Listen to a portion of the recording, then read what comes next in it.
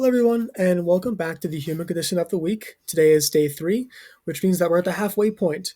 For day three, we'll be discussing our first novel of the bunch, which is The Things They Carried.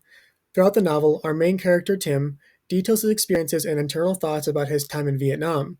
During his time serving, he had many experiences involving guilt, primarily a combination of interpersonal and survivor's guilt. If you've watched the previous videos this week, you might be able to guess what I'll say next. Rather than describing all of his experiences myself, I've invited him onto the show to speak with me. So, Tim, why don't you introduce yourself?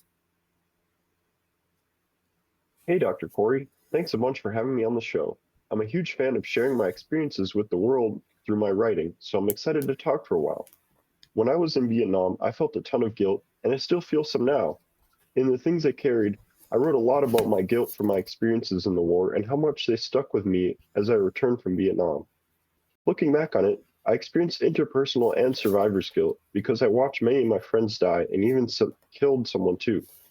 Specifically, in the chapter The Man I Killed, I talked in depth about the image of the person I killed, and the same image description kept repeating over and over in my mind. Quote, the star shaped hole was red and yellow. The upper lip and gum and teeth were gone. The vivid description I use shows how imprinted the man's body is into my mind and how guilty I feel about the fact that I took his life.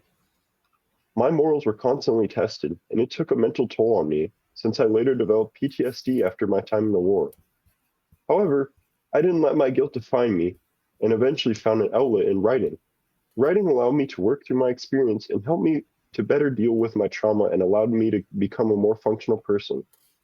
For my readers, I wrote, it occurred to me that the act of writing had led me through a scroll of memories that might otherwise have ended in paralysis or worse.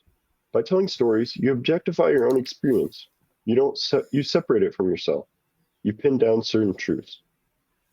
Dude, that's great. I think you did a better message than I could have given about that whole thing. That's a perfect message for your readers, and thank you so much for sharing that with me. And I think that's all the time we're going to have today. And thank you so much for having me. All right, everybody, that'll do it for day three, and we'll see you all tomorrow with our second novel and day four. Thank you.